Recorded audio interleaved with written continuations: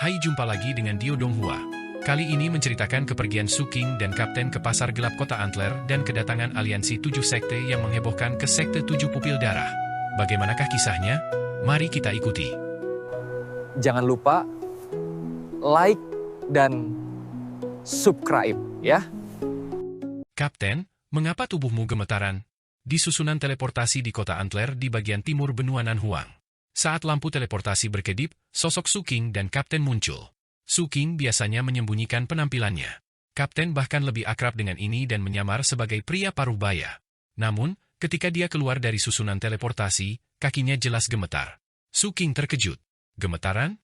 Bagaimana mungkin? Anda salah. Kapten terbatuk dan menepuk kakinya dengan keras. Su King tidak berbicara. Dia tidak perlu menebak untuk mengetahui bahwa Kapten pasti telah melakukan sesuatu yang besar di sekte tersebut. Kalau tidak, dengan kegilaan sang Kapten, mustahil baginya untuk tetap gemetar setelah tiba di sini. Karena Kapten tidak mengatakan apa-apa, Su King tidak bertanya. Setelah berjalan keluar dari susunan teleportasi, dia melihat ke kota Antler, yang akrab tetapi asing.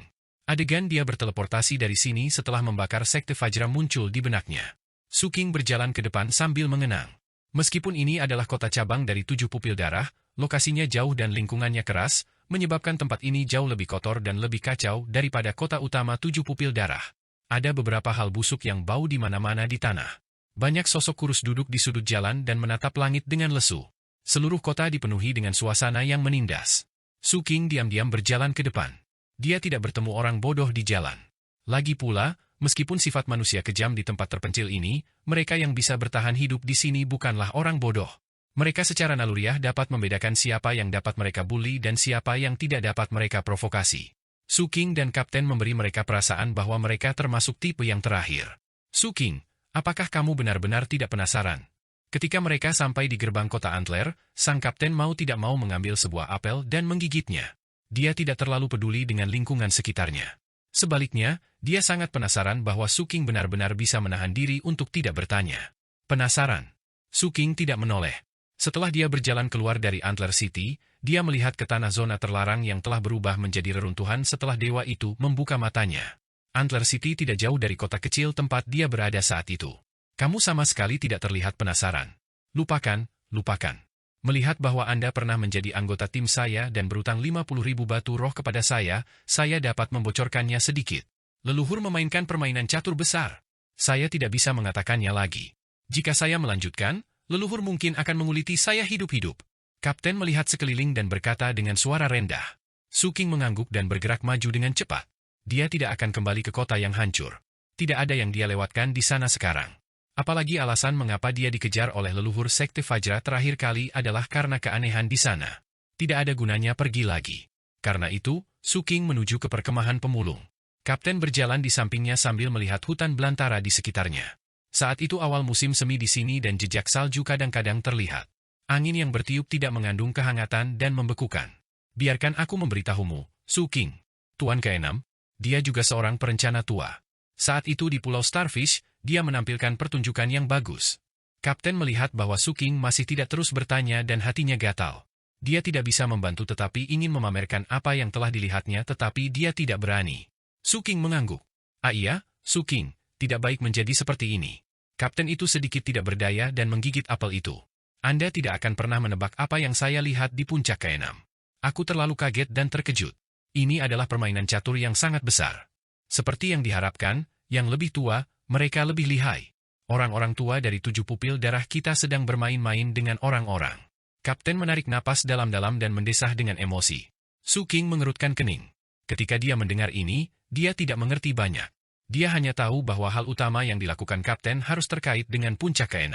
Dia memikirkan tatapan Kapten ketika dia melihat gunung puncak ke-6 sebelumnya dan jantungnya berdetak kencang.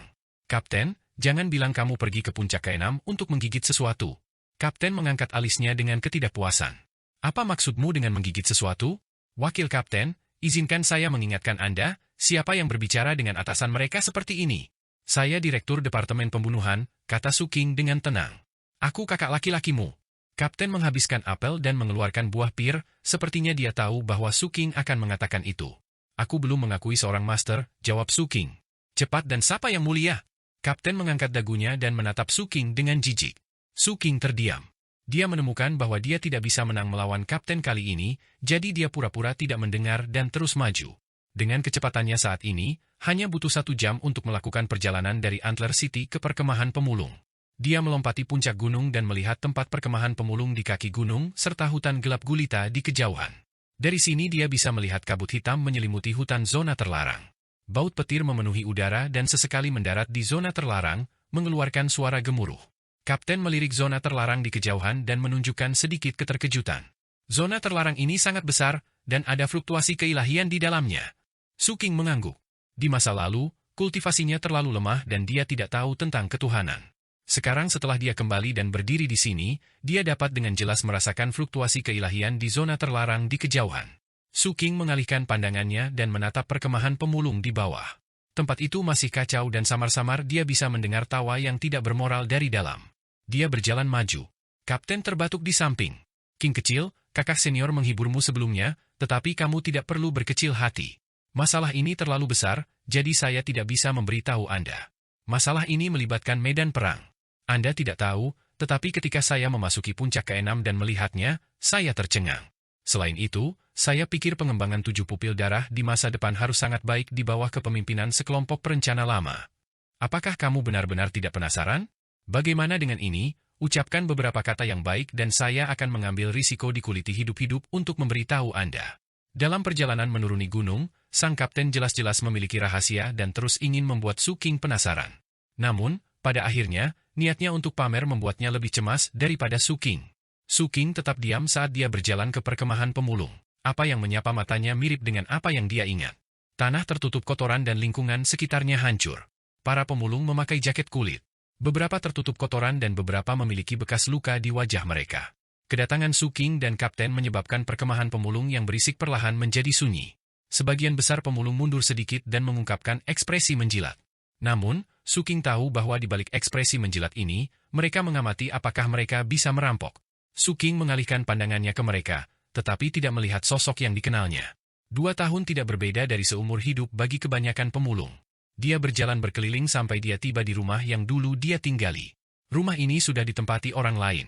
Setelah beberapa lama, Su King menghela nafas pelan dan berbalik untuk pergi. Kapten juga melirik ke rumah ini dan mengerti bahwa ini seharusnya menjadi kediaman Su King saat itu. Pada saat ini, ketika dia berjalan di samping Su King dan hendak pergi bersamanya, Kapten tiba-tiba melihat sebuah tenda. Ada bulu yang tergantung di tenda. Tidak seperti masa kecil Su King, sang kapten jelas tidak tahu apa arti tenda berbulu ini di perkemahan pemulung dan daerah kumuh.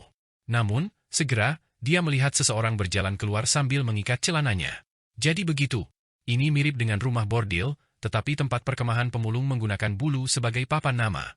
Kapten menyadari dan hendak menarik kembali pandangannya. Namun, pada saat berikutnya, dia menatap bulu itu lagi dan kemudian menatap Su King. Su King, saat itu di Pulau Merfolk, setelah kamu melihat separuh tubuhku hilang, kamu mengatakan bahwa kamu ingin memberiku bulu, mata kapten melebar. Su King meliriknya dan mengeluarkan sebuah apel. Dia menggigit dan terus berjalan. Kapten mendengus dan melirik bulu itu lagi. Dia kemudian berbalik dan berlari.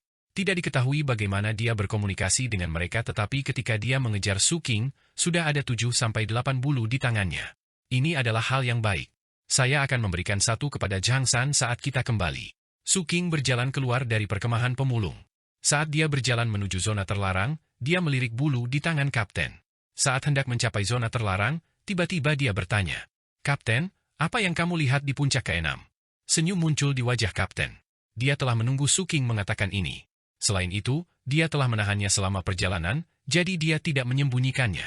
Setelah dia menyimpan bulunya, dia melihat sekeliling dan berbicara dengan suara rendah.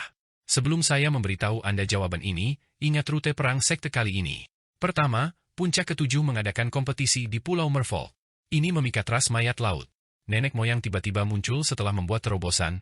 Setelah itu, Pulau Merfolk didirikan sebagai pusat komando garis depan. Kami kemudian menyatakan perang terhadap ras mayat laut dan menyebar ke depan selangkah demi selangkah. Kami merebut sub-pulau dan sekarang menyerang pulau utama ras mayat laut. Sama seperti itu, sebuah garis terbentuk di laut terlarang, menyebabkan 7 pupil darah, yang awalnya sangat jauh dari benua Wanggu, menjadi sangat dekat dengan benua Wanggu." Mata Su King menyipit. Lalu apa sebenarnya tujuan sekte itu? Apakah melawan ras mayat laut semuanya? Mungkinkah melawan ras mayat laut hanyalah sebuah segmen untuk menyelesaikan tujuan strategis yang lebih dalam? Kapten berbicara dengan lembut. Di puncak ke-6, aku melihat patung mayat leluhur yang bukan milik salah satu dari 9 patung mayat leluhur ras mayat laut. Itu adalah sumber kekuatan benteng perang puncak ke-6. Su King menoleh dan menatap Kapten sambil berpikir.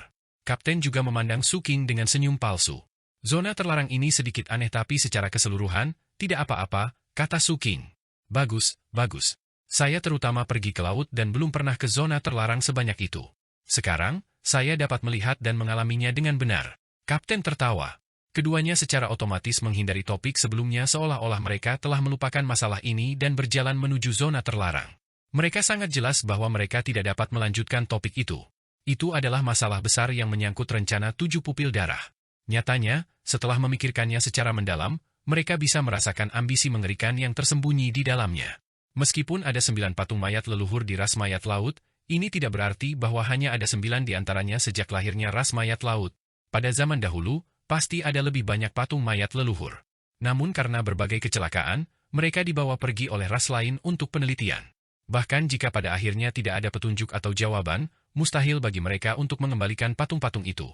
Kemungkinan 9 patung leluhur saat ini adalah satu-satunya yang bisa dipertahankan oleh ras mayat laut. Su King berpikir tentang perang 7 pupil darah, dan bagaimana benteng perang puncak ke-6 tidak dimobilisasi. Tuan ke-6 hanya menampilkannya untuk membalas dendam, tetapi itu hanya menunjukkan kekuatan normal dan tidak melebihi batas. Makna di balik ini sangat dalam. Su King mengubur masalah ini di dalam hatinya dan mengerti mengapa Kapten melarikan diri dan tanpa malu-malu bersikeras untuk mengikutinya. Di satu sisi, sang Kapten memiliki keinginan kuat untuk curhat pada seseorang. Mengetahui rahasia seperti itu, dia tidak akan merasa nyaman jika dia tidak mengatakannya dan pamer. Di sisi lain, jika dia tetap berada di 7 pupil darah, sekte tersebut mungkin akan menemukan alasan untuk mengurungnya selama beberapa waktu untuk menjaga beberapa rahasia. Su King menggelengkan kepalanya. Tidak peduli seberapa besar masalah ini, itu tidak ada hubungannya dengan dia. Apalagi perang harus segera berakhir. Tidak akan lama sebelum akan ada jawaban. Dia menarik napas dalam-dalam dan menarik kembali semua emosinya, berjalan ke hutan zona terlarang. Dia telah datang ke tempat ini berkali-kali saat itu dan sangat akrab dengannya. Hampir sampai pada titik di mana dia bisa bergerak bebas di dalam dengan mata tertutup. Semua tumbuh-tumbuhan di sekitarnya tampak cocok dengan ingatannya. Begitu dia memasuki hutan, Su King mempercepat. Dia seperti hantu saat dia bersiul menembus hutan. Kapten itu ingin tahu mengamati sekelilingnya. Dia memang jarang pergi ke zona terlarang. Satu-satunya tempat yang dia kunjungi adalah Phoenix terlarang di samping sekte. Dia pergi ke sana untuk memahami beberapa kekuatan surgawi tetapi sayangnya, dia gagal. Melihat Su King meningkatkan kecepatannya, dia juga sedikit meningkatkan kecepatannya. Dia mengikuti jejak Su King dan mendarat di tempat yang sama. Saat dia bergerak, dia mengamati sekelilingnya dan berpikir keras. Jadi ada begitu banyak yang harus dipelajari. Kapten menyaksikan sosok Su King naik dan turun di hutan. Pengamatannya sangat teliti. Adapun zat anomali yang merembes ke udara di sini, dia tidak peduli. Zat anomali di laut lebih padat daripada di sini. Seni kultivasi 7 pupil darah cukup bagus dalam memisahkan zat anomali. Kecuali jika mereka dipaksa hingga batasnya dan berada dalam situasi berbahaya, sangat jarang para murid sekte besar menghadapi kondisi memiliki terlalu banyak zat anomali di tubuh mereka. Su King tidak peduli dengan kaptennya. Pada saat itu, dia tenggelam dalam ingatannya. Saat dia bergerak maju, adegan-adegan dari masa lalu melintas di benaknya bingkai demi bingkai. Semakin dekat dia ke tujuannya, semakin banyak gelombang yang ada di benaknya. Beberapa saat kemudian, langkah kaki Su King melambat. Dia berjalan melewati semak belukar dan melihat satu kuburan. Lingkungan batu nisan dipenuhi dengan rumput liar tetapi batu nisan itu tidak menghilang. Itu masih berdiri di sana. Meskipun lebih dari 2 tahun telah berlalu, apa yang telah dilakukan Su King di perkemahan pemulung saat itu menyebabkan pemulung berikutnya dipenuhi dengan rasa hormat terhadap makam ini setelah mendengarnya. Bahkan jika mereka tidak membantu menyiangi, mereka tidak merusak atau mengganggu kuburan. Bagaimanapun, mereka semua adalah pemulung. Memiliki seseorang yang akan menguburkan mereka setelah kematian sudah merupakan hal yang sangat membahagiakan. Mengapa mengambil risiko dan menghancurkannya tanpa manfaat apapun? Su King memandangi batu nisan itu dan berjalan mendekat. Dia duduk di depan makam dan mulai membersihkan rumput liar di sekitarnya satu persatu. Akhirnya, dia mengambil botol anggur dan meneguknya sebelum menuangkannya ke tanah kuburan. Kapten Lei, Grandmaster Bai juga pergi, kata Su King lembut. Dia bersandar pada pohon besar di samping dan mengangkat kepalanya untuk melihat awan hitam di langit melalui celah di mahkota pohon. Kapten terdiam. Dia melihat ke makam dan kemudian ke Su King. Dia tidak berbicara atau mendekat. Sebaliknya, dia pindah jauh. Dia tahu bahwa Su King saat ini perlu sendirian. Su King memang ingin sendirian. Dia bersandar di pohon besar dan diam-diam minum anggur.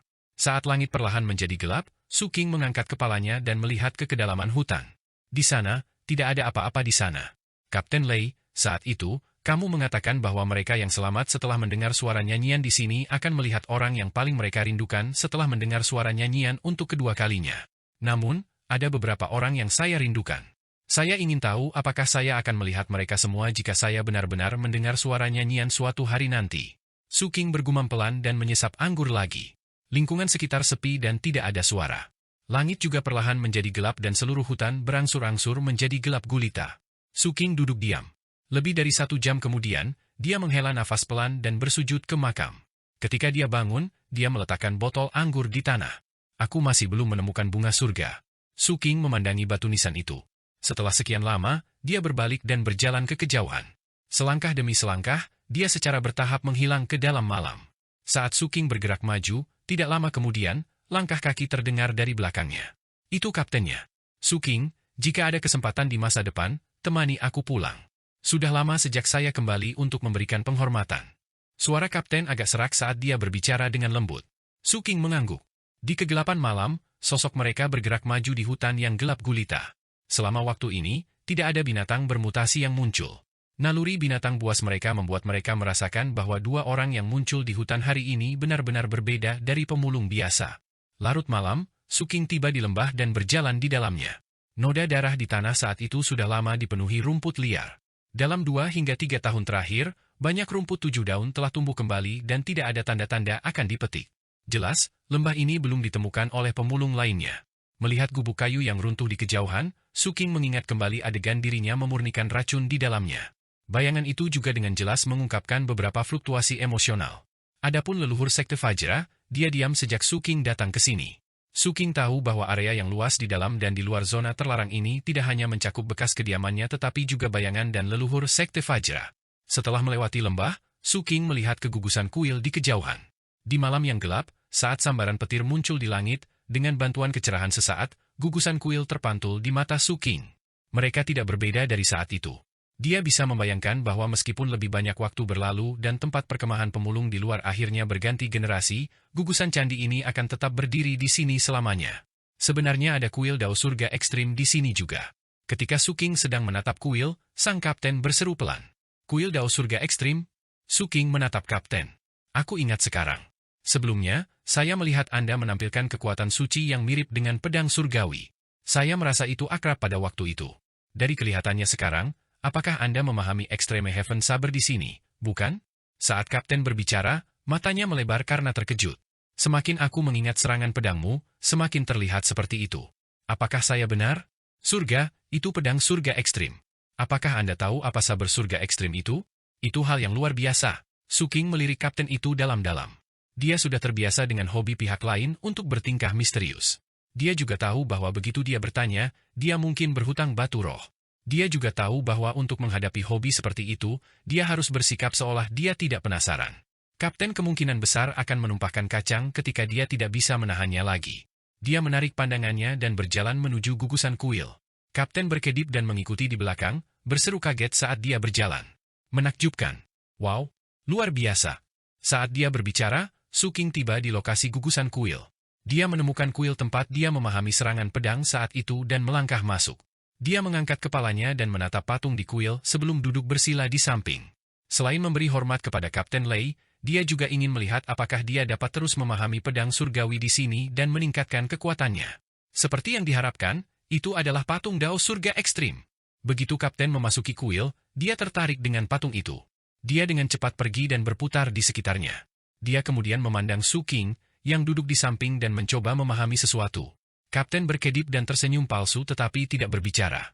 Begitu saja, waktu berlalu dan malam berlalu. Su King merasa menyesal. Dia menganalisis bahwa jika dia ingin memahami serangan pedang ini, dia perlu berkunjung pada waktu tertentu. Selain itu, dia tidak yakin tentang saat ini. Mungkin beberapa bulan atau dekade.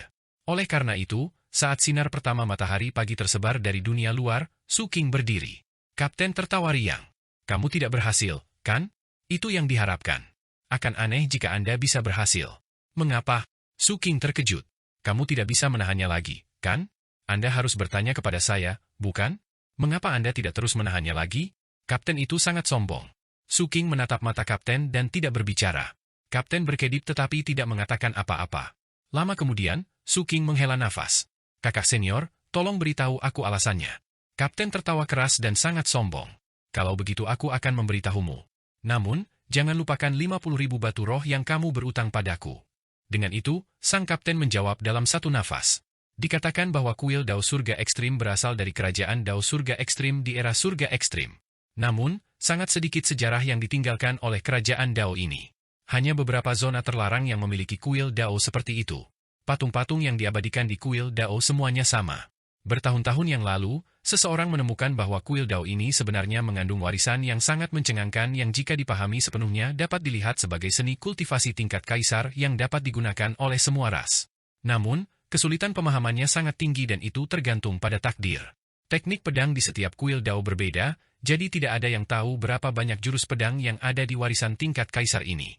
Namun, saya mendengar bahwa seseorang memahami satu gerakan pedang dan beberapa memahami 2 hingga 3 gerakan pedang.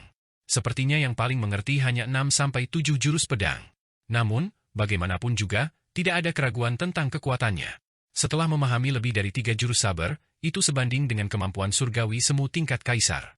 Jika mencapai 6 hingga 7 gerakan pedang, itu pasti akan menjadi kemampuan surgawi tingkat kaisar. Ada kuil Extreme Heaven Dao serupa di tengah reruntuhan besar di Phoenix terlarang di samping 7 pupil darah. Saya sudah mencoba memahaminya sebelumnya tetapi saya tidak berhasil. Anda dapat pergi ke sana untuk melihatnya ketika Anda memiliki kesempatan nanti. Pada titik ini, ekspresi kapten agak aneh saat dia melanjutkan. Juga, begitu seseorang berhasil memahami seni pedang di kuil Dao Surga Ekstrim, pesona Dao dari patung di kuil itu akan menghilang. Itu hanya akan terbentuk kembali setelah 30 tahun dan seni pedang di patung itu dapat dipahami kembali. Jadi, mustahil bagi Anda untuk berhasil tadi malam. Bukannya aku tidak memberitahumu, tapi kamu tidak bertanya padaku. Sebenarnya, aku ingin tahu tentang apa yang kamu lakukan tadi malam. Pembuluh darah di dahi Su King berkedut. Kapten terbatuk dan berbicara lagi. Tentu saja, bukan tidak mungkin memulihkan pesona Dao sebelum waktu ini. Anda hanya perlu membunuh orang yang memahami seni pedang di depan patung yang mereka pahami.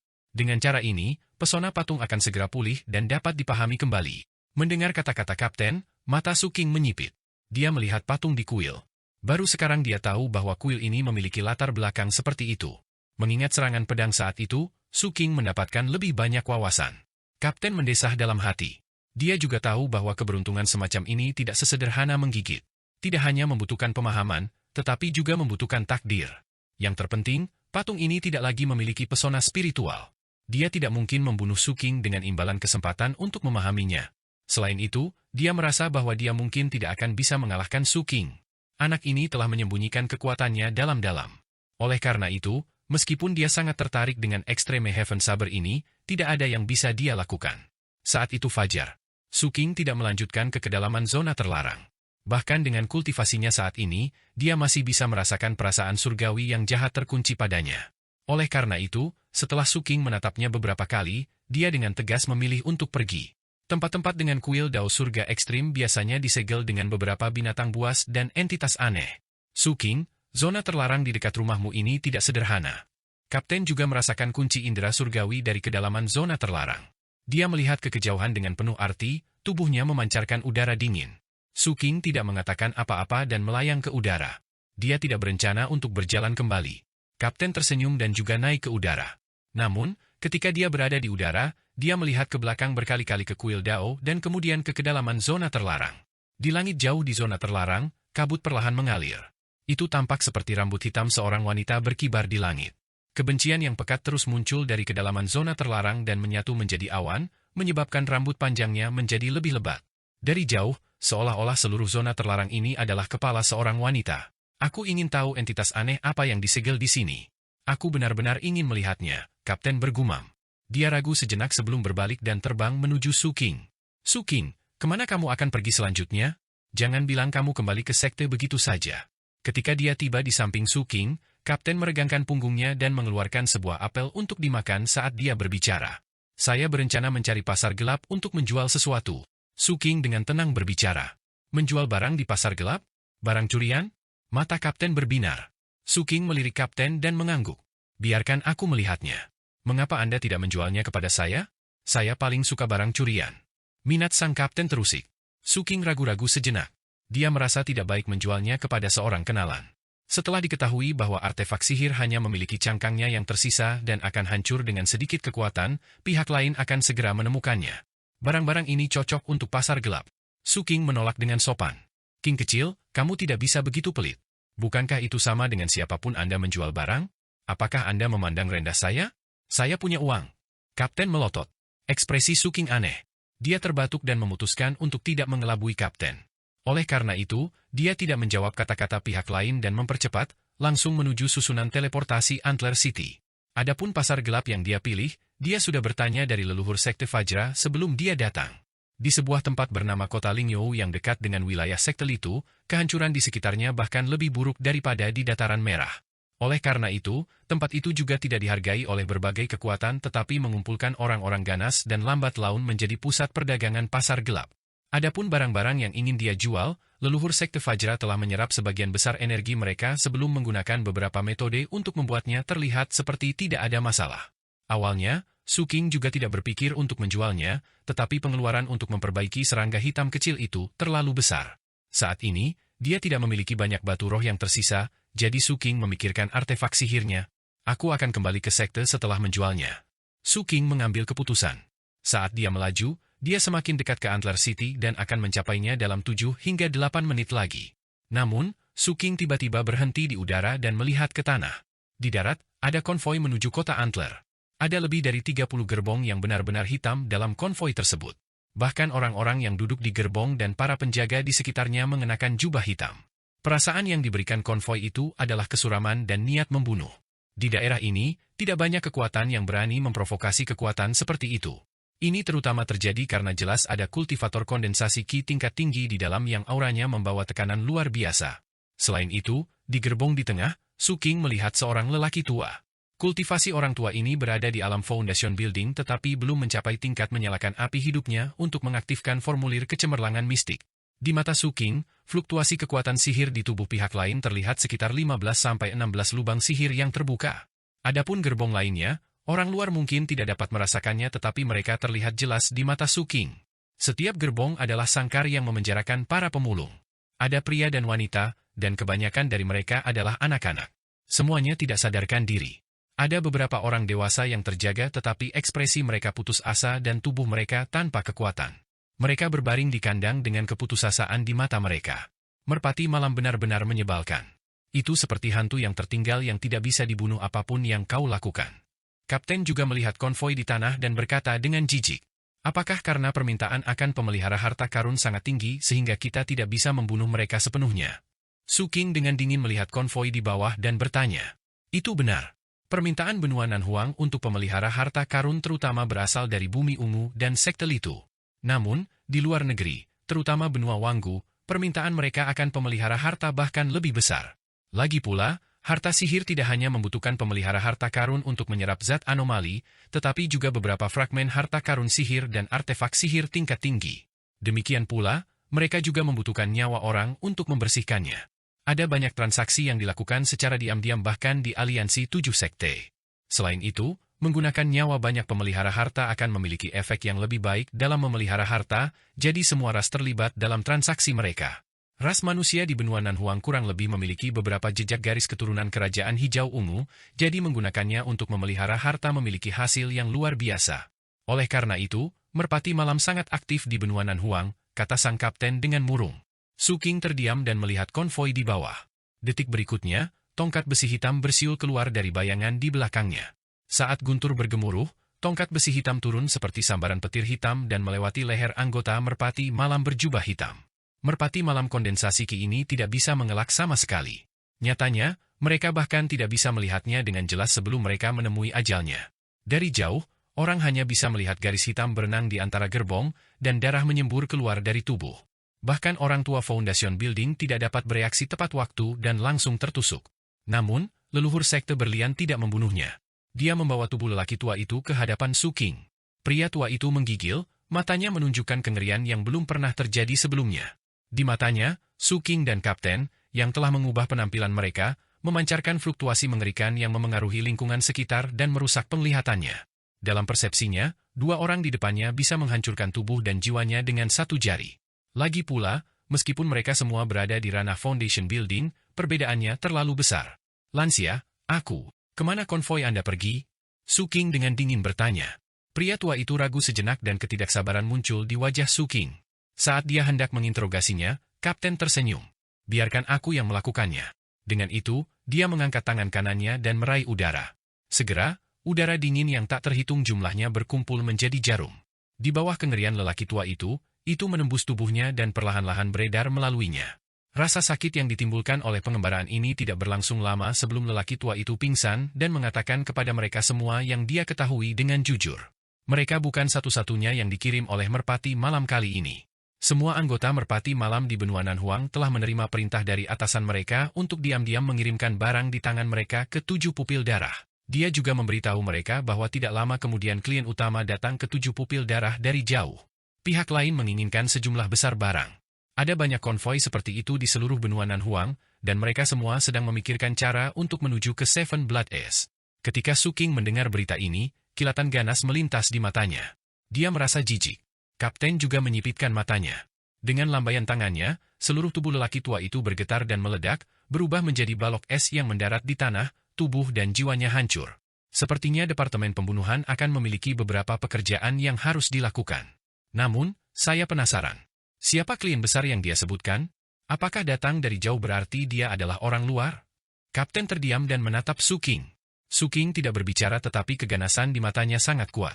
Dia melambaikan tangannya dan kandang di gerbong di bawah terbuka.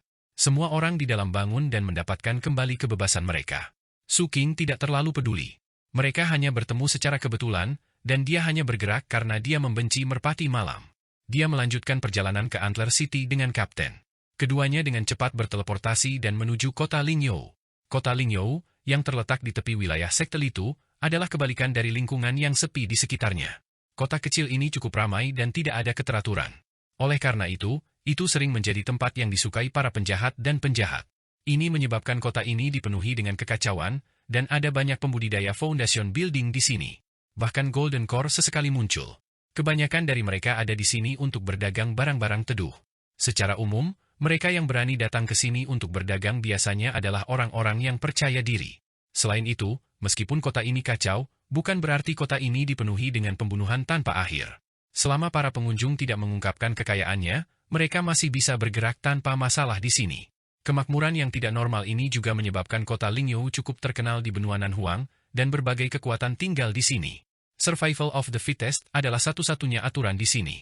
Oleh karena itu, ketika Su King dan Kapten keluar dari barisan teleportasi, yang menyambut mereka adalah banyak tatapan jahat dari para pembudidaya yang menilai kekuatan dan nilai mereka. Di antara mereka, ada juga beberapa anak yang tinggal di kota Lingyou. Mereka juga mengamati dan menunggu pembudidaya yang datang ke kota Lingyou untuk pertama kalinya. Orang-orang seperti itu biasanya akan mempekerjakan penduduk asli sebagai pemandu. Pasar gelap dipenuhi oleh semua jenis orang. Meskipun 7 pupil darah milik kekuatan teratas di benua Nanhuang, masih banyak niat jahat yang tersembunyi di kegelapan. Su King selalu berhati-hati dan dia tidak ingin hal-hal yang dia lakukan di pasar gelap terungkap. Oleh karena itu, dia tidak hanya lebih teliti dalam penyamarannya, tetapi dia juga menyembunyikan auranya. Kapten, yang merupakan seekor rubah tua, menyamar lebih dalam dari Su King. Dia berubah menjadi pria tua bungkuk. Meski terlihat sakit-sakitan, dia juga terlihat seperti seseorang yang bisa terprovokasi. Dalam hal ini, penyamarannya jauh lebih baik daripada pria paruh baya kurus yang telah diubah oleh Su King. Setelah berjalan keluar dari susunan teleportasi, Su King melirik Kapten. Dia merasa bahwa dia telah memperoleh lebih banyak pengetahuan. Kapten batuk dengan suara serak. Setelah tatapannya menyapu seluruh kota, dia dengan tenang berbicara. Tempat ini tidak buruk. Orang tua ini juga memiliki beberapa barang untuk disingkirkan. Kita akan bertemu di sini setelah selesai dengan urusan kita. Kapten berbicara dan berjalan keluar. Tatapannya menyapu beberapa anak yang menatapnya dengan penuh semangat di sekitarnya dan dengan santai memilih seorang anak laki-laki. Mata bocah lelaki itu berbinar dan dia dengan cepat mengikuti. Su King tidak memilih pemandu. Dia memiliki leluhur Sekte Fajra. Nenek moyang Sekte Fajra jelas akrab dengan pasar gelap. Oleh karena itu, Su King tanpa ekspresi berjalan ke kejauhan. Beberapa tatapan jahat dan teliti di belakangnya berkumpul padanya. Saat Su King pergi, lebih dari separuh tatapan ini menghilang tetapi masih ada beberapa helai yang tersisa. Tuan, ini adalah rencana yang brilian. Anda pasti sudah tahu bahwa banyak orang serakah di pasar gelap, jadi Anda sengaja membiarkan mereka mengincar Anda. Dengan cara ini, kami bisa mendapatkan keuntungan tambahan setelah menjual semuanya. Saya menyarankan agar guru dapat mengungkapkan sedikit kekayaannya nanti. Selama Anda mengontrol tingkat paparan, kami dapat memikat para pembudidaya foundation building sampah itu tanpa menarik inti emas. Tuan, semua hiena ini sangat gemuk. Ketika leluhur Sekte Fajra melihat ini, dia berbicara dengan nada menjilat. Dia merasa kehadirannya selama periode waktu ini terlalu rendah. Di satu sisi, Kapten selalu ada dan tidak baik baginya untuk mengungkapkan dirinya. Di sisi lain, bayangan kecil itu baru-baru ini menunjukkan tanda-tanda arogan. Ini membuat leluhur Sekte Fajra sangat waspada. Dia memutuskan untuk memperdalam perannya di hati Demon Su di pasar gelap. Dia tidak bisa memberi kesan pada Demon Su bahwa dia adalah sampah. Oke. Tatapan Su King menyapu toko-toko dan orang-orang di sekitarnya. Ada banyak pejalan kaki di sini dan kebanyakan dari mereka menyembunyikan identitas mereka. Mereka mengenakan jubah besar dan topeng yang mencegah orang lain melihat penampilan mereka. Su King tidak mendengarkan kata-kata leluhur Sekte Fajra dan menjawab dengan tenang. Namun, tanggapan sederhana ini menyebabkan hati leluhur Sekte Berlian yang sangat sensitif bergetar. Ketika Demon Su ini hanya membalas dengan satu kata kepadaku sebelumnya, itu mewakili ketidaksenangan. Apakah yang saya katakan barusan salah? Apakah Demon Su tidak berpikir untuk menjual barang dengan mudah? Apakah dia tidak puas dengan saya karena ini? Tidak, aku harus memikirkan sesuatu. Kalau tidak, jika ini terus berlanjut, ini adalah tanda bahwa dia akan menggunakanku sebagai umpan meriam. Rasa bahaya yang intens menyebabkan hati leluhur Sekte Berlian bergetar saat dia buru-buru berbicara. Tuan, saya telah memikirkannya baru-baru ini. Jika kita menjual artefak sihir seperti ini, kita mungkin tidak akan mendapatkan harga yang bagus, jadi aku punya ide bagus. Su King akan memasuki toko penyempurnaan artefak di mana tidak banyak pembudidaya. Ketika dia mendengar ini, dia melambat karena terkejut. Kami orang-orang yang terbuka tidak melakukan hal-hal curang seperti menjual artefak sihir yang terlihat normal tetapi akan hancur dengan sentuhan sedikit pun. Aku sudah memikirkannya. Karakteristik ini bisa menjadi spesialisasi kami. Lagi pula, orang-orang di sini sangat beragam dan mereka memiliki segala macam pemikiran. Banyak orang tidak membeli barang untuk diri mereka sendiri tetapi membelinya untuk menipu orang lain. Kalau begitu, artefak sihir kita akan menjadi pilihan pertama mereka. Oleh karena itu, kami tidak akan pergi ke toko. Kami akan mendirikan kios. Nenek moyang Sekte Fajra memeras otaknya dan dengan cepat berbicara. Setelah Su King mendengar ini, dia terdiam sejenak dan merasa itu baik-baik saja. Selain itu, semakin langka suatu barang, semakin berharga barang itu. Bagi orang-orang dengan kebutuhan khusus, itu mungkin barang langka. Oleh karena itu, Su King menerima saran leluhur Sekte Berlian dan meninggalkan tempat ini di bawah bimbingannya, menuju jalur pasar bebas kota Lingyou. Bahkan ada lebih banyak pembudidaya di sana dengan campuran baik dan buruk. Nenek moyang Sekte Fajra dengan akrab membimbing Su King ke departemen manajemen di sini. Dia menyewa sebuah kios dan mendirikan papan kayu besar. Su King tidak perlu melakukan apapun. Nenek moyang Sekte Fajra mengendalikan tongkat besi hitam dan menulis dua kata besar di atasnya dengan gaya flamboyan. Artefak menjijikan. Su King mengangkat alisnya tetapi tidak mengatakan apa-apa. Dia duduk bersila dan menunggu dalam diam. Dia melihat ke alun-alun kota tempat orang-orang datang dan pergi, dan mendengarkan suara-suara yang ramai. Setelah menunggu lama, sebagian besar orang yang lewat melirik, tetapi tidak berhenti. Ini membuat Su King sedikit tidak sabar. Tuan, tenanglah. Saya yakin akan hal ini. Saat itu, saya pergi ke banyak pasar gelap untuk secara khusus mencari barang-barang semacam itu. Barang semacam ini langka. Saya percaya seharusnya ada banyak orang seperti saya. Nenek moyang Sekte Fajra buru-buru berbicara. Dia tidak menyadari bahwa bayangan di samping sebenarnya menyipitkan matanya sepanjang waktu, menatapnya seolah-olah sedang menghadapi musuh besar. Pada saat yang sama, itu belajar dengan cepat. Setelah mendengar kata-kata leluhur, tampaknya telah menyadari seperti telah mempelajari sesuatu. Ketika Su King mendengar ini, dia tidak mengatakan apa-apa dan menutup matanya. Sama seperti itu, waktu berlalu. Di tengah kecemasan leluhur Sekte Berlian, waktu yang dibutuhkan untuk membakar dupa berlalu. Tiba-tiba, mata leluhur Sekte Fajra menyala. Su King juga membuka matanya. Seorang kultivator jangkung yang seluruh tubuhnya ditutupi jubah hitam dan penampilannya tidak terlihat sama sekali berhenti di depan kios Su King. Tatapan mereka tertuju pada kata-kata di papan kayu. Seberapa menyeramkan? Suara serak terdengar dari jubah. Su King tidak mengatakan sepatah kata pun dan membuang slip giok. Pada saat yang sama, dia mengeluarkan artefak sihir kipas dan meletakkannya di samping. Jubah hitam menangkap slip batu giok dan terdiam setelah melihat lebih dekat. Isi slip giok dibuat oleh leluhur sekte Fajra itu memperkenalkan fungsi artefak sihir kipas ini secara komprehensif, dan juga menyebutkan bahwa item ini hanya memiliki kulit terluar yang tersisa tetapi tidak mempengaruhi penggunaannya. Selain itu, sangat sulit untuk mendeteksi masalah apapun. Hanya ketika seseorang mencoba menggunakan artefak dengan kekuatan lebih besar pada saat-saat genting barulah itu akan hancur. Dari isi slip giok, tampaknya tujuan menyempurnakan artefak sihir ini adalah untuk membuat skema melawan orang lain. Harganya tidak terlalu konyol. Juga, artefak sihir ini sedikit menarik. Pria berjubah hitam itu merenung dan sangat tergoda.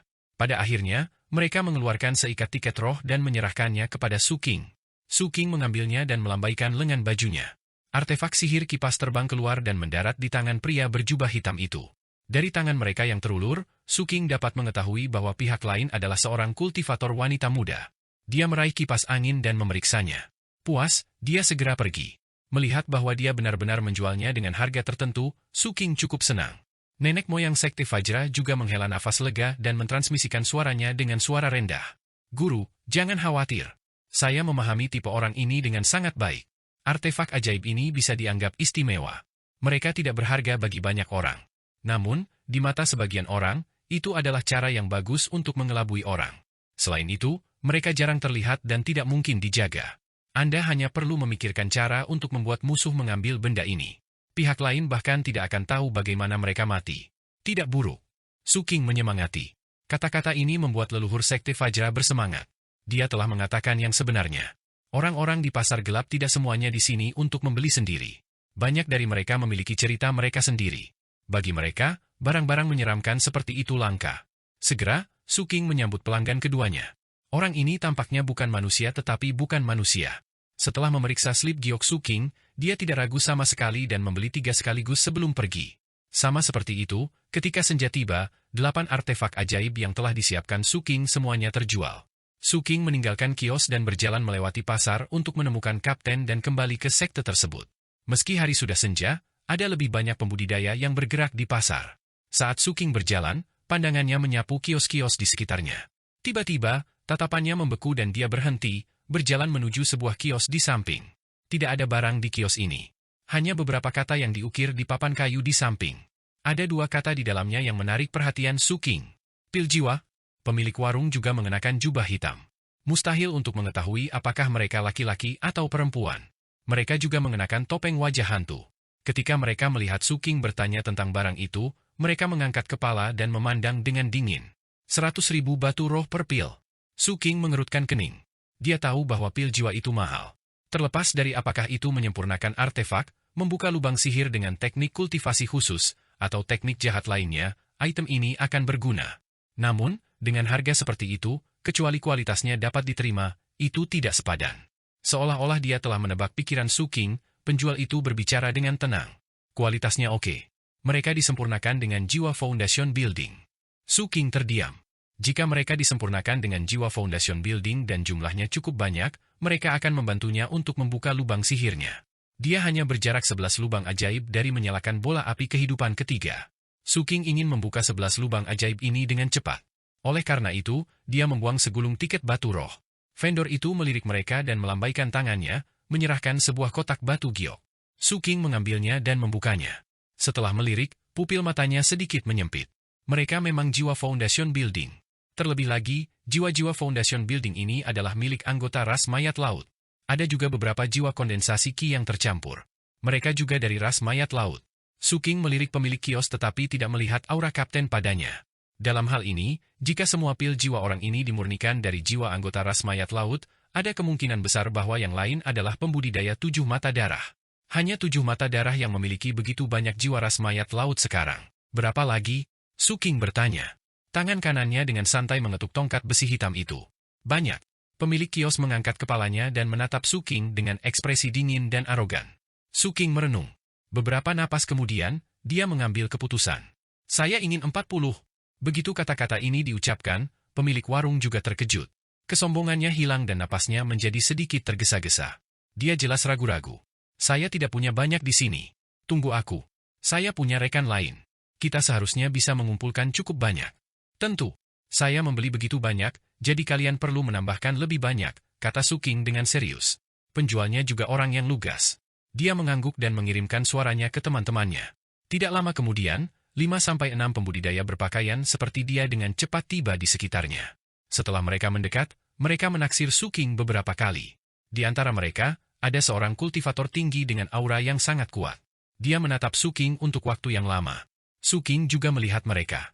Lama kemudian, kultivator jangkung itu terkekeh pelan. Puncak ketujuh? Puncak pertama. Suking dengan tenang bertanya. Kultivator jangkung tersenyum lagi dan berhenti bertanya.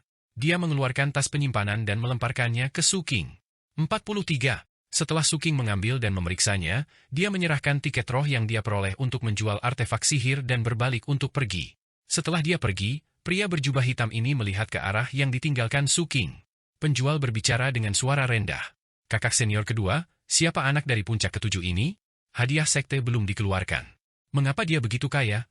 Sulit untuk mengatakannya. Sekelompok orang dari puncak ketujuh itu semuanya suka menyembunyikan kartu mereka.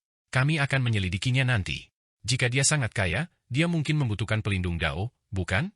Ketika saatnya tiba, kami hanya akan membuatnya membayar banyak uang untuk mempekerjakan kami. Baru-baru ini, ada lebih sedikit domba gemuk. Saya percaya dia pasti akan mempekerjakan kami dengan murah hati. Jangan bicarakan ini dulu. Ayo cepat dan jual barang-barang kita. Perang akan segera berakhir. Setelah menjual semua barang kami mungkin tidak perlu terus pergi ke medan perang. Ada keagungan puncak pertama di antara mereka. Saya bertanya-tanya berapa banyak yang mulia yang ada. Suking keluar dari alun-alun kota dan berjalan dalam kegelapan. Dia kemudian memikirkan beberapa orang dari sebelumnya. Meskipun mereka mencoba yang terbaik untuk menyembunyikan aura mereka, Suking bisa merasakan pedang ki dari mereka yang mirip dengan Wu Jianwu. Bagi orang luar, mungkin sulit untuk mengatakannya, tetapi Suking telah mengejar Wu Jianwu begitu lama dan memiliki pemahaman yang sangat baik tentang aura seni kultivasinya. Sebelumnya, saat pihak lain sendirian, perasaan itu tidak terlalu kuat. Namun, setelah mereka semua berkumpul, perasaan itu tidak salah. Mereka masih bisa kembali di masa perang. Suking berpikir keras dan memikirkan kata-kata kapten sebelumnya, serta berita campur tangan aliansi 7 sekte di garis depan sebelum dia meninggalkan sekte. Dia sudah punya tebakan. Sepertinya perang benar-benar akan berakhir. Detak jantung Suking sedikit meningkat. Dia telah menunggu perang berakhir karena sekte akan membagikan hadiah setelah perang. Dia benar-benar merasa miskin sekarang. Dia baru saja memperoleh batu roh dan menggunakannya untuk membeli pil jiwa. Meskipun dia memiliki saham di Port 176, belum waktunya untuk pembagian dividen. Aku akan segera kaya. Suking menarik napas dalam-dalam dan dengan cepat berjalan menuju susunan teleportasi. Dalam perjalanan, dia mengirimkan suaranya ke leluhur Sekte Fajra. Apakah Anda merekam adegan transaksi sebelumnya? Ya, itu direkam sepenuhnya. Saya sedang berpikir bahwa guru harus membutuhkan bukti ini. Ketika Anda mengetuk saya langsung mengerti, kata leluhur Sekte Fajra dengan bersemangat. Suking puas. Dia tidak ingin melakukan apapun, tetapi dia merasa bahwa yang mulia puncak pertama sedang licik.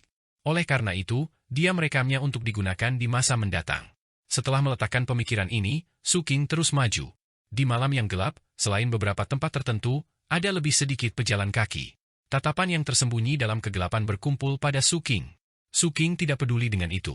Bahkan ketika dia tiba di susunan teleportasi, dia tidak menemukan perampokan apapun. Ini membuat Suking merasa menyesal. Mereka yang datang ke sini bukanlah orang bodoh.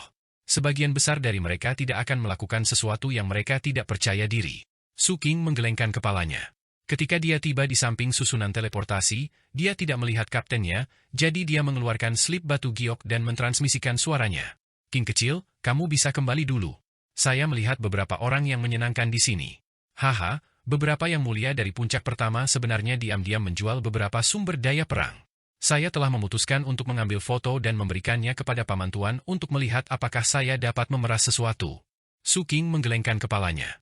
Dia merasa bahwa kapten itu sama dengan nenek moyang Sekte Fajra. Mereka berdua terlalu hina, tidak seperti dia. Dia tidak pernah secara pribadi terlibat dalam hal-hal seperti itu, jadi pikirannya selalu jernih. Dia memasuki susunan teleportasi dan pergi. Malam 7 pupil darah seperti biasa. Bulan terang ada di langit dan angin dingin bertiup. Sekilas, malam di kota utama terlihat sangat sepi namun masih banyak pembudidaya yang bergerak.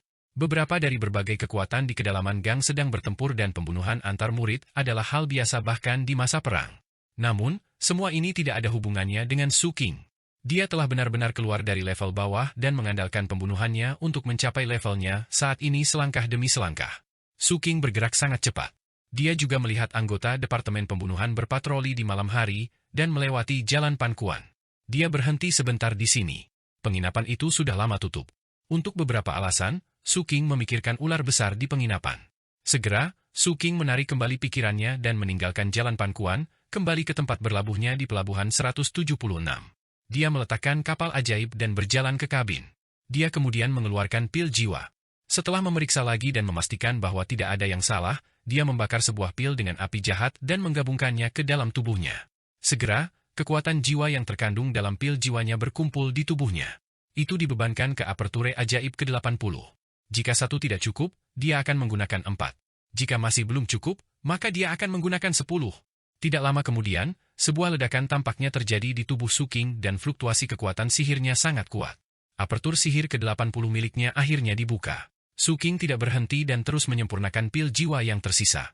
2 jam kemudian, ketika Su King memurnikan semua 43 pil jiwa, lubang sihirnya telah terbuka menjadi 83.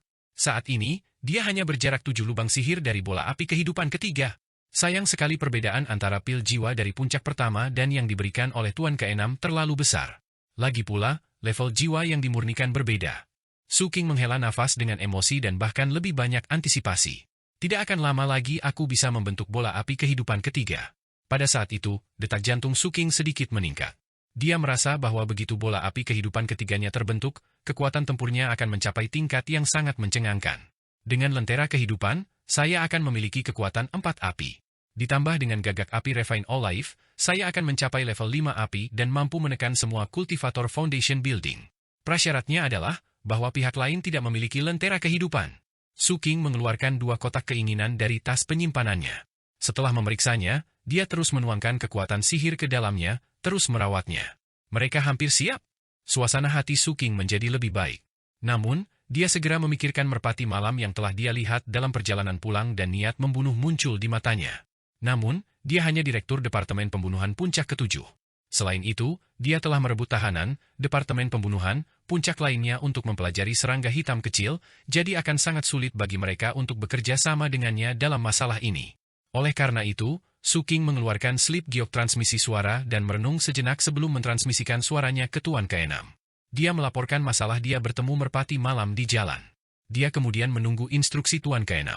Tidak lama kemudian, Tuan ke-6 mengirim jawaban. Su King, aku akan memberimu hak khusus untuk memimpin Departemen Pembunuhan di berbagai puncak untuk membersihkan merpati malam. Jika Anda menemukan kekuatan yang kuat, Anda dapat mencari saya. Tuan ke-6 memberi perhatian khusus pada Su King. Dalam pandangan Tuan ke-6, pertanyaan Su King seperti seorang anak kecil yang bertanya kepada orang tuanya. Karena Su King ingin melakukan ini, dia secara alami mendukungnya. Terima kasih, Tuan ke-6. Su King dengan sungguh-sungguh mentransmisikan suaranya. Dia juga bisa mendengar arti kata-kata Tuan ke-6 dan berterima kasih. Dalam beberapa hari berikutnya, Su King mengirim dokumen resmi ke Departemen Pembunuhan di puncak lainnya, meminta mereka untuk membantu puncak ke-7 dalam memeriksa semua kapal di pelabuhan. Mereka juga harus menyelidiki semua orang yang menggunakan susunan teleportasi. Sudah ada kebencian antara merpati malam dan Departemen Pembunuhan. Oleh karena itu, terlepas dari apakah itu alasan atau dokumen resmi, tidak ada alasan untuk menolak. Selain itu, merpati malam sangat kaya. Departemen Pembunuhan mengetahui hal ini dengan sangat baik. Begitu saja, saat dokumen resmi Su King menyebar, semua anggota Departemen Pembunuhan bergerak. Mereka memeriksa seluruh kota, terutama pelabuhan dan susunan teleportasi. Anggota merpati malam yang telah tiba di 7 pupil darah ditemukan dan ditangkap oleh Departemen Pembunuhan. Anggota merpati malam lainnya tidak punya pilihan selain menyembunyikan diri mereka lebih dalam. Adapun penjara Departemen Pembunuhan mulai terisi kembali. Saat operasi ini dimulai, sebuah berita besar menyebar ke seluruh sekte dan menyebabkan keributan di Laut Terlarang. Perang antara 7 pupil darah dan ras mayat laut telah berakhir. Alasan mengapa itu berakhir adalah karena aliansi 7 sekte secara paksa mengganggu dan menghentikan 7 pupil darah untuk terus menyerang setelah mereka menduduki setengah dari wilayah ras mayat laut. Meski sudah ada rumor tentang ini sebelumnya, tetap saja membuat 7 pupil darah marah. Menurut kecepatan mereka saat ini, mereka akan benar-benar menghancurkan ras mayat laut paling lama dalam setengah tahun. Pada saat seperti itu, aliansi 7 sekte muncul untuk menghentikan mereka. Apalagi sikap mereka mendominasi. Sue Lianzi sangat marah, tapi dia hanya bisa menurut. Lagi pula, di permukaan, 7 pupil darah masih merupakan cabang dari aliansi 7 sekte. Bahkan Sue Lianzi tidak bisa menolak perintah sekte utama. Namun, 7 pupil darah tidak menyerah pada keuntungan yang seharusnya didapatkan. Su King mendengar desas-desus di sekte bahwa leluhur Sue Lianzi telah memberikan 4 syarat kepada ras mayat laut untuk gencatan senjata. Kondisi pertama adalah bahwa semua area yang ditaklukkan adalah milik Seven Blood Ace. Syarat kedua adalah ras mayat laut harus memberikan 100 miliar batu roh sebagai kompensasi perang. Syarat ketiga adalah ras mayat laut harus menyerahkan 8 patung mayat leluhur, tidak termasuk patung mayat leluhur ke-7 tanpa hidung. Kondisi keempat adalah bahwa semua kultivator di inti Mas dan di atas wilayah ras mayat laut akan dikandangkan selama 100 tahun, dan ras mayat laut juga harus mengirim urutan mereka sebagai sandera. Ras mayat laut tentu saja tidak setuju. Oleh karena itu, badai gencatan senjata ini berlanjut selama setengah bulan lagi. Selama waktu ini, aliansi 7 sekte secara paksa menengahi berkali-kali. Hasil dari setiap mediasi akan ditransmisikan ke sekte. Hanya setelah mediasi terakhir setengah bulan kemudian mereka mencapai kesepakatan. Ras mayat laut memberikan 2 subpulau, 30% dari wilayah mereka, 80 miliar batu roh, dan pembudidaya di dan di atas alam inti emas dikandangkan selama 60 tahun. Adapun patung mayat leluhur, mereka adalah dasar dari ras mayat laut. Mereka paling banyak berdebat tentang ini dan pada akhirnya, setuju untuk memberikan 2. Ini adalah batasnya. 7 pupil darah menyetujui ini. Dengan ini, perang antara dua ras yang telah berlangsung selama lebih dari setahun berakhir. Saat leluhur dan yang lainnya kembali, 7 pupil darah mengadakan perayaan akbar. Sekte mengeluarkan keputusan bahwa perayaan ini akan berlangsung selama 3 bulan. Selama 3 bulan ini, sekutu dan utusan dari berbagai ras akan datang untuk memberi selamat satu demi satu. Orang bisa membayangkan bahwa kedatangan mereka pasti akan memungkinkan perekonomian pelabuhan mata pupil 7 dengan cepat pulih ke keadaan sebelumnya atau bahkan maju. Dengan demikian, seluruh kota utama mata pupil 7 sangat hidup. Namun, Su King tidak berpartisipasi dalam keributan ini.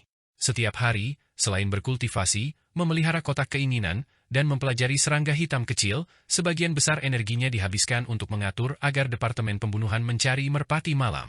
Su King membenci merpati malam.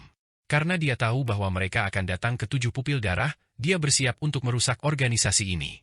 Selain itu, mereka memiliki banyak orang yang bisa dia gunakan untuk memelihara serangga hitam kecil dan kemudian memurnikan jiwa mereka. Oleh karena itu, saat Su King berkultivasi, dia juga menyaring merpati malam. Beberapa hari kemudian, utusan pertama dari ras bukan manusia tiba. Di antara kelompok orang luar ini, ada seorang wanita tua berjubah biru. Penampilannya menyebabkan cuaca berubah dan auranya melambung ke langit. 7 pupil darah terguncang dan menyiapkan upacara penyambutan yang luar biasa. Leluhur Sue Lianzi secara pribadi keluar untuk menyambutnya. Selamat datang, rekan Taois Dongyou, ke 7 pupil darahku. Wanita tua ini adalah penguasa pulau-pulau Dongyou, Tuan Dongyou yang terhormat. Dia juga nenek dari gadis berpakaian hitam. Su King segera mengetahui kedatangan Master Dongyou yang terhormat. Meskipun pihak lain tidak mendarat di Port 176, seluruh Departemen Pembunuhan 7 Mata Darah saat ini berada di bawah kepemimpinan Su King untuk menangkap dan mencari merpati malam. Dia secara alami mendapat informasi yang baik. Masalah menangkap merpati malam juga meredakan konflik antara Su King dan Departemen Pembunuhan Puncak lainnya. Lagi pula, terlepas dari apakah itu kontribusi atau keuntungan, keduanya sangat tinggi. Apalagi, hampir setiap kali mereka menangkap anggota merpati malam, mereka bisa mendapatkan banyak batu roh. Ini juga merupakan alasan terpenting mengapa Direktur Departemen Pembunuhan dari 6 puncak lainnya bersedia mendengarkan pengaturan Su King. Kalau tidak, bahkan jika kekuatan tempur dan reputasi Su King hebat, mereka masih bisa memilih untuk tidak mematuhi instruksinya dengan benar. Lagi pula, di dunia ini, tidak ada yang berutang apapun kepada siapapun. Meskipun Su King ada di urutan, itu tidak seperti urutan tidak mati tanpa alasan sebelumnya. Mereka semua adalah karakter yang telah keluar dari dasar lautan darah. Untuk bisa menjadi direktur sebuah divisi, mereka tidak kekurangan kecerdasan dan memiliki banyak trik di lengan baju mereka. Namun, dalam menghadapi keuntungan, mereka semua adalah teman baik, jadi masuk akal bagi mereka untuk saling memberitahu. Ketika Su King mendengar berita ini, dia sangat waspada.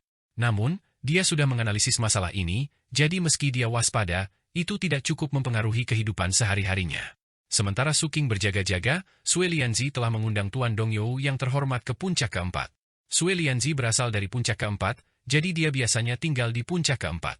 Setelah membubarkan bawahan mereka berdua, yang kultivasinya telah mencapai alam maha kuasa, membahas hal-hal serius.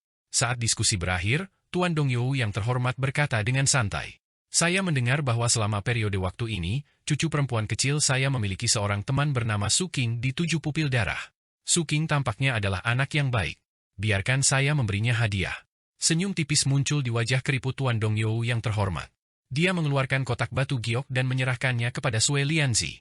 Sue Lianzi tertawa dan tidak berpura-pura bodoh. Pada tingkat kultivasi mereka, banyak hal ditangani dengan sangat cerdik. Misalnya, Tuan Dongyou yang terhormat tidak bertanya lebih jauh tentang ini, tetapi hadiah yang dia berikan sudah menunjukkan pendiriannya. Sue Lianzi secara alami menyadarinya dan mengambil hadiah itu. Saat keduanya mengobrol, terdengar suara siulan dari luar. Segera, Yanyan, yang baru saja dibebaskan, bergegas masuk. Setelah mengalami masa pemulihan ini, dia sudah pulih dari luka sebelumnya. Selain itu, dia tidak terlihat sedih sama sekali. Saat ini, ketika dia melihat neneknya, matanya berbinar. Dia dengan cepat berjalan mendekat dan memeluk lengan Tuan Dongyou yang terhormat saat dia berbicara dengan suara genit. "Nenek, kenapa kamu di sini?" Tatapan Tuan Dongyou yang terhormat tertuju pada cucunya. Dia merasa cucunya baik-baik saja, jadi dia sedikit tersenyum. Namun, hatinya masih sakit saat memikirkan kesulitan yang dialami cucunya beberapa hari ini. Dia sebenarnya sedikit tidak puas dengan Su King. Dia dengan lembut menyentuh kepala Yanyan dan hendak berbicara. Namun, Yanyan berbicara lebih dulu dan membuat pengumuman yang mencengangkan. "Nenek, aku ingin menikah dengan Su King." Tuan Dongyou yang terhormat tertegun. Dia tahu tentang masalah cucunya. Karena dia mengetahuinya dengan jelas, dia merasa semakin tidak percaya ketika mendengar kalimat yang tiba-tiba ini. Sue Lianzi juga tertegun. Ini benar-benar melebihi harapannya. Dia secara alami tahu bahwa ada yang salah dengan junior dari keluarga teman lamanya ini, tetapi dia tidak pernah menyangka bahwa setelah dipukuli dan dikurung oleh Su King selama beberapa bulan, dia akan mengatakan hal seperti itu segera setelah dia dibebaskan. "Saya merasa bahwa di dunia ini, hanya dia yang layak untuk saya. Nenek, aku ingin menikah dengannya. Aku tidak akan menikah dengan siapapun kecuali dia." Yanyan mengguncang lengan Tuan Dongyou yang terhormat dengan keseriusan yang belum pernah terjadi sebelumnya. "Kurang ajar? Beraninya kamu bersikap seperti ini di depan orang tuamu." Melihat ini, Tuan Dongyou yang terhormat berteriak. Yanyan menundukkan kepalanya dengan sedih. Meskipun Tuan Dongyou yang terhormat mengatakan itu, keterkejutan yang dia rasakan sangat kuat. Dia menatap Sue Lianzi. "Rekan Taoi Sue, ketika Anda punya waktu nanti, bisakah Anda mengaturnya?" Wanita tua ini ingin melihat anak itu, Su King. Sue Lianzi ragu-ragu. Dia merasa masalah ini agak aneh, tetapi jika dia benar-benar dapat memfasilitasi pernikahan ini, itu tidak akan buruk. Dia tertawa dan mengangguk setuju, tetapi dia tidak mengatakan waktu yang tepat. Untuk beberapa alasan, masalah ini dengan cepat menyebar di sekte. Hanya dalam sehari, 7 puncak gunung diketahui. Di antara mereka, Ding Sue memiliki reaksi terbesar dan sepertinya dia akan meledak. Adapun Zhao Zongheng, dia sangat gembira. Selain itu, di puncak kedua, di gua tempat tinggal Gu Muking, pil meledak beberapa kali. Su King tentu saja mendengarnya juga. Dia mengerutkan kening dan merasa bahwa masalah ini sedikit konyol.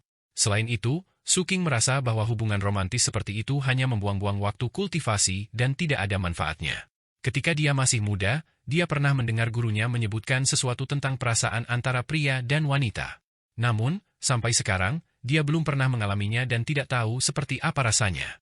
Dalam ingatannya, tempat perkemahan kumuh dan pemulung sebagian besar dipenuhi oleh orang-orang yang hidup sendirian. Betapa membingungkan. Ekspresi Su King tenang, dan tidak ada gejolak di hatinya. Di hari-hari berikutnya, dia berkali-kali menolak permintaan Yanyan untuk bertemu. Bagi Su King, yang saat ini tenggelam dalam penyempurnaan kotak keinginan dan masalah merpati malam, waktu sangat berharga. Dia tidak ingin peduli tentang beberapa hal dan orang yang tidak penting. Seiring waktu berlalu, Pelabuhan 7 Pupil Darah menjadi sangat ramai dengan kedatangan utusan dan sekutu ras asing. Itu juga pertama kalinya para pembudidaya dari benua Wanggu muncul di 7 Pupil Darah. Kultivator yang berasal dari benua Wanggu adalah 3 wanita berbaju hijau panjang dan berkerudung. Sosok mereka anggun dan ada kabut tipis di sekitar tubuh mereka. Jelas, ini adalah seni kultivasi yang sama sekali berbeda dari 7 Pupil Darah. Ada sulaman gunung abadi di gaun panjang itu. Tampaknya mengandung beberapa pesona Dao, menyebabkan mereka mengeluarkan perasaan bahwa mereka tinggi dan perkasa. Ini terutama karena hanya ada sedikit zat anomali di tubuh mereka. Meskipun ada beberapa, jumlahnya sangat sedikit sehingga jika seseorang tidak merasakannya dengan hati-hati, hampir tidak mungkin untuk mendeteksinya sama sekali. Semua ini menarik perhatian para murid 7 Pupil Darah. Selama bertahun-tahun, tidak ada seorang pun dari benua Wanggu yang datang ke sini. Bagi murid 7 Pupil Darah, benua Wanggu dipenuhi dengan misteri. Nyatanya, banyak dari mereka yang secara naluriah merasa bahwa para pembudidaya benua Wanggu lebih unggul. Kenyataannya, memang begitu. Terlepas dari apakah itu dalam hal energi spiritual, seni kultivasi, pandangan, atau ortodoksi, benua Wanggu jauh melampaui 7 Pupil Darah. Sekte dan pembudidaya di sana secara alami memiliki sikap transenden. Ketiga wanita ini tidak hanya memancarkan aura halus, tetapi juga ada aroma yang keluar dari tubuh mereka. Tubuh mereka terlihat seperti dunia lain dan tingkat kultivasi mereka bahkan lebih mencengangkan. Di antara ketiganya, 2 wanita telah membuka sekitar 100 lubang sihir. Jelas, mereka akan menerobos ke api kehidupan keempat. Wanita ketiga yang tertinggi di antara mereka telah membuka 120 lubang ajaib yang bersinar seperti cahaya bintang. Meskipun dia belum memasuki Mystic Brilliance Form, dia masih memancarkan aura dunia yang ditempa oleh bintang-bintang. Kedatangan mereka seperti bulan yang gemilang, menyebabkan bintang yang tak terhitung jumlahnya menjadi redup. Dalam sekejap, mereka menjadi pusat perhatian dan perbincangan hangat di 7 pupil darah. Adapun detailnya, Su King hanya mengetahuinya dari berkas dan belum pernah melihatnya secara langsung. Namun, melalui berkas, dia tahu bahwa ketiga pembudidaya ini mewakili sebuah faksi yang disebut Sekte Keabadian Urusan Besar. 7 pupil darah juga telah mengumumkan beberapa rahasia dan informasi tentang benua Wanggu kepada para murid Foundation Building. Biasanya, sekte tidak akan dengan mudah menceritakan hal-hal ini dan sebagian besar murid tidak tahu banyak. Namun, pada saat ini, ketika orang-orang dari benua Wanggu tiba dan sekte tersebut memberikan informasi, sudut tabir misterius di hati murid 7 pupil darah terangkat. Benua Wanggu sangat luas dan tak terbatas. Itu dibagi menjadi beberapa wilayah besar. Ada kabupaten di daerah dan provinsi di kabupaten. Ada ribuan ras dan entitas aneh di mana-mana. Hampir tidak ada yang bisa berjalan melewati seluruh benua Wanggu. Ini hampir mustahil. Ukurannya melebihi imajinasi. Asal-usul umat manusia berada di kedalaman benua Wanggu yang luar biasa megah. Itu sangat jauh dari 7 pupil darah. Tempat itu adalah lokasi kota kekaisaran yang didirikan oleh Raja kuno terakhir umat manusia. Itu juga merupakan tempat suci bagi umat manusia di benua Wanggu. Nama Raja kuno itu adalah Mystic Nether. Dia tidak hanya menekan segudang ras dan membangun sebuah era, tetapi dia juga menyatukan benua Wanggu. Dia juga membangun jalur yang mengarah dari kota kekaisaran ke Laut Terlarang. Jalur ini melewati 37 wilayah besar dan menyebar ke tepi pantai. Saat itu dikenal sebagai Mystic Nether Royal Road. Sekarang banyak era telah berlalu, namanya telah berubah menjadi Mystic Nether Ancient Path. Segudang ras telah meningkat, dan zona terlarang yang tak terhitung jumlahnya telah terbentuk, dan meskipun umat manusia telah menurun dan kehilangan wilayah yang luas, mereka masih mempertahankan jalur kuno ini. Kelanjutan umat manusia juga berputar di sekitar jalan kuno ini. Selama bertahun-tahun, 7 kabupaten manusia telah terbentuk di jalur kuno ini. Sekte dilahirkan dan dihancurkan, bangkit dan jatuh, dan kekuatan mereka secara keseluruhan menurun. Namun, meski begitu, ras manusia, yang memiliki 7 kabupaten dan kota kekaisaran yang besar, tetap menjadi salah satu ras yang kuat di benua Wanggu. Adapun 7 kabupaten umat manusia di Mystic Nether Ancient Path, mereka berada di wilayah besar yang berbeda. Titik akhir dari jalan kuno adalah daerah ke-7 umat manusia. Itu di wilayah besar Shenglan, dekat Laut Terlarang. Itu disebut Kabupaten Fenghai. Itu adalah sebuah kabupaten tetapi kenyataannya, ukurannya sangat luas dibandingkan dengan 7 mata darah. Itu dibagi menjadi 5 provinsi dan ukuran masing-masing provinsi sekitar 10 kali lebih besar dari benua Nanhuang. Di antara mereka, yang paling dekat dengan Laut Terlarang adalah Provinsi Yinghuang. Ada desas-desus bahwa Raja kuno Mistik Abis telah mencapai Dao di luar negeri dan mendarat di sini, memulai ambisinya yang mendominasi untuk menyatukan Wanggu. Karenanya, nama negara bagian satu ini, dan terus digunakan bahkan sampai sekarang. Di Provinsi Yinghuang, ada berbagai macam kekuatan dan faksi. Bahkan ada ras bukan manusia yang mendirikan kemah dan kota. Setelah bertahun-tahun perang dan perubahan, 6 kekuatan berada di puncak dan nama mereka menyebar ke segala arah. Mereka masing-masing, lebih dari 100 sekte kecil dan menengah tersebar di seluruh provinsi. Kekuatan yang dipimpin oleh 7 sekte besar di antara mereka, aliansi 7 sekte. Sekte itu secara fanatik memuja Raja kuno Mystic Nether. Mereka telah melakukan banyak tindakan gila dan menimbulkan badai untuk mempersembahkan korban, altar Litu Dao. Kultivator asli Provinsi Yinghuang memiliki warisan misterius. Dalam nama, mereka adalah pemimpin Provinsi Yinghuang, Sekte Abadi Urusan Agung. Entitas aneh yang tak terhitung jumlahnya berkumpul di tempat ini. Mereka memakan daging dan darah dan meminum jiwa. Keganasan mereka membuat semua pembudidaya merasa takut dan putus asa. Mereka membesarkan umat manusia di 137 kota di mana mayat berserakan di mana-mana. Tanah ditutupi lumpur yang dibentuk oleh daging dan darah yang membusuk dan kekuatan lain tidak berdaya melawan mereka, Three Spirit Suppression Mountain. Adapun faksi kelima, mereka bahkan lebih menyendiri. Mereka hampir tidak pernah berpartisipasi dalam konflik kepentingan apapun di Provinsi Yinghuang. Mereka berkumpul dari segala arah dan tinggal di sekitar pilar pemisahan awal mutlak yang ditinggalkan oleh penguasa setengah langkah yang tidak diketahui beberapa era yang lalu. Pilar pemisahan awal mutlak ini adalah warisan. Panjangnya menjulang ke awan dan sangat sedikit orang yang benar-benar bisa mencapai puncaknya. Dikatakan bahwa mereka yang mencapai puncak dapat memperoleh warisannya. Sejauh ini, hanya ada 2 orang yang telah mencapai puncak. Nama yang tak terhitung jumlahnya terukir di seluruh pilar pemisahan awal mutlak. Siapapun yang memenuhi syarat untuk mengukir nama mereka di sini akan mendapatkan perlindungan jiwa surgawi dari pemisahan awal mutlak. Itu adalah hantu jahat dengan asal yang tak terduga. Itu ditutupi baju besi, memegang pedang besar, dan menopang 2 dunia di pundaknya. Hantu ini setinggi 1 juta kaki dan tampak seperti roh dewa jahat. Itu duduk di provinsi Yinghuang seperti gunung besar. 2 dunia di pundaknya adalah kekuatan ke-6 yang disebut Gunung Hantu Nanyue. Adapun roh dewa jahat itu dikenal sebagai Kaisar Hantu Nanyue. Selain itu, ada banyak perkemahan ras bukan manusia dan sejumlah besar zona terlarang. Ada juga 2 daerah terlarang yang menekan sekitarnya dan bahkan menyebarkan zat anomali padat setiap tahun. Segera setelah informasi tentang benua Wanggu dirilis, semua murid di 7 pupil darah terkejut. Perasaan mengangkat tabir ini membuat semua orang merasa seolah-olah pandangan dunia mereka telah meluas. Suking juga sama. Namun, dia lebih memikirkannya. Arti penting dari 7 pupil darah yang mengumumkan informasi ini pada saat ini sangat mendalam.